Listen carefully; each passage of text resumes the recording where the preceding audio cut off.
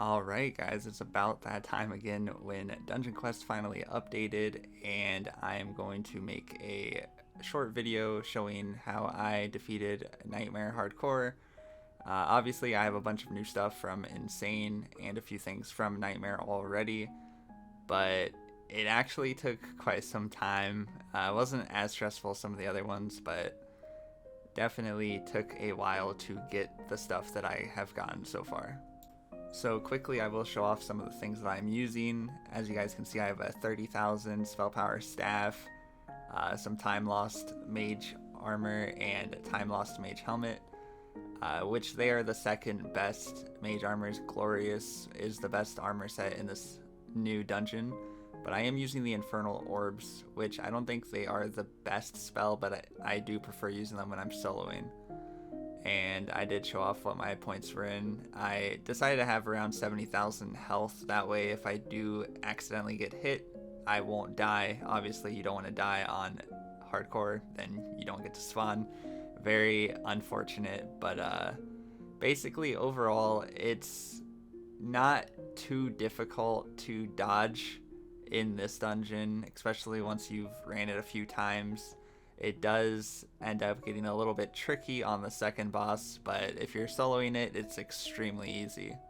And I would recommend, if you're somebody that still hasn't been able to beat it yet, make sure that you grind through Insane first to get all the better gear from there. That will definitely help you out. And make sure, at least for me, I found it to be easier with a tank in your group with around 180,000 HP, and they're taunting all the mobs and stuff. If you're in a group, that makes it a lot easier. But obviously too, if you're still not able to do it, you don't want to be doing hardcore yet. Just keep grinding regular Insane and Nightmare without hardcore. Keep getting your gear upgrades, and eventually you will be able to do Nightmare hardcore. And also, I know a lot of you guys are going to want me to do some giveaways and help you guys out in the new dungeon, but unfortunately, even though I can solo this, I am not that good yet. I still can't carry anybody, but maybe tomorrow or the next day after this video is released, I'll be able to, and I'll do a live stream. If that's something that you guys want, make sure to leave a like and a comment. But anyways, we're jumping right into it. We have 11 minutes, and it is a lot of just running around. I did say that I like the infernal orbs because they do damage over time also, and if I shoot the mobs with both of them, they do die. So I do enough damage to kill them with my attacks, which makes this very easy in some cases. And we're kind of at our little mini boss right now.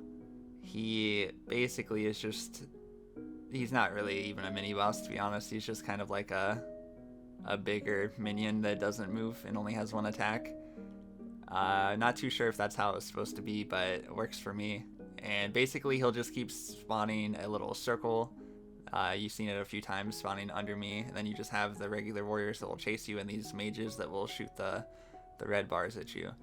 So basically nothing too new yet, pretty much the same old stuff. And if you're doing hardcore Nightmare, especially this corridor, you have to take very slow because I have 70,000 health, but I'll still die in 2 or 3 hits. And especially if their lasers stack up, I'll die in one shot. So you definitely need to be careful on this corridor. But this is one of the cases where if you had a tank, he could just run all the way down and pretty much taunt all of them, and then they're just all grouped up, and it's very simple. At this part, when you're soloing, I personally do lose a little bit of time compared to if I was in a group, but it's a lot easier to solo this because I know that I won't die, but when you're in a group, there's no guarantee that the people you're with won't die. So it's very frustrating when you're in a group and then someone ends up dying and ruins it for the rest of the group. But anyways, we are at our first boss, which I'm not really sure what to call it. It's like a tree. Spawns spikes and shoots out lasers, not too sure. It's pretty cool though. Pretty much the same mechanics as any other boss in this game so far though. You just dodge to the left or right. All of his attacks are in a pattern. The spikes will target people. I don't think it targets the closest person though. It just targets random people, and then The red bars that spawn on the sides are pretty much random too. There's no set locations for them. So pretty much just keep moving and you shouldn't get hit there. Pretty simple. And I think we have 2 rooms until we get to the next boss. So we have this room and the next room. And since all the warriors are back there and the mages are up there, I like to group them up so I can just hit them both with my attacks and they'll die at the same time. I don't know if it exactly saves time because I have to run so far backwards, but that's just what I prefer to do when I am soloing. And this next room is basically the same one as before with the little mini boss, and basically nothing too different about this one.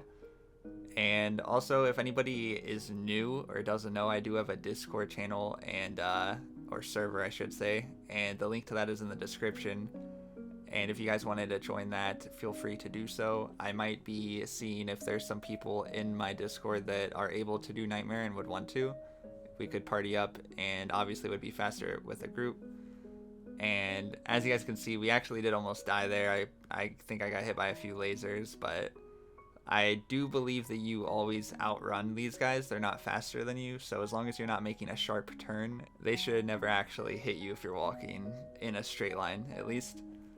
But anyways, we actually have one more room before the next boss, and this next boss is a little weird. I think I mentioned it earlier, if you're soloing, it's not too bad.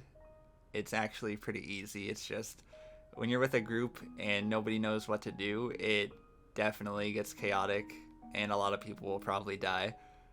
But for the most part, it's very simple and easy as long as everybody knows what to do and everybody is on the same page.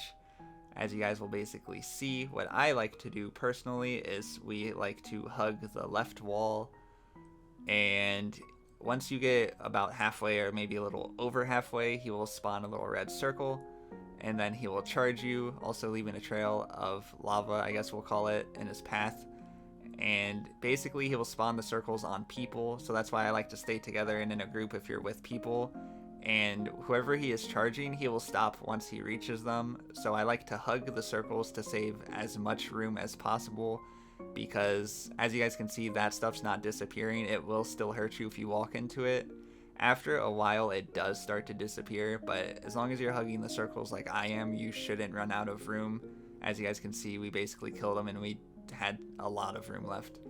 But that was the second boss. Make sure if you're in a group that everybody is on the same page, like I said. And now we're kind of at the same room before with the little mini bosses, but now there's 2. Big challenge ahead of us right here. And after we actually beat this one, we are on the final boss, which if you guys haven't seen it yet, it is pretty awesome. They definitely put a decent amount of time into this map. So shout out to VCaffey for that. But anyways, once we finally kill off these last few remaining monsters, we will be on to the final boss. And basically he has 3 different attacks until he gets down to half health, and they're not too hard to dodge, as you guys will see in a second. His first attack is once you get about halfway into the room, maybe a little bit more, he will spawn little red lasers on the ground. Pretty much stuff that we've seen before in dungeons, nothing too new with that. And then he has a little circle there that he like punches the ground, I guess, and explodes lasers at you. And then he has, I actually missed it, but he does a little circle where you're standing, and then it'll branch out to a bigger circle wherever you're moving to. So you need to make sure you're moving. Right there it is. And as you guys can see, I did get hit. That's why I like to have a healing ability on for the first half of this boss. That way if I do get hit, I can just heal myself and I won't hate myself for ruining the last 8 minutes or however long it took me to get here. But anyways, like I said, once he gets half health, he does have a little different attack, kind of. I'm not sure exactly what happens. He like coughs out his heart, I guess, not too sure.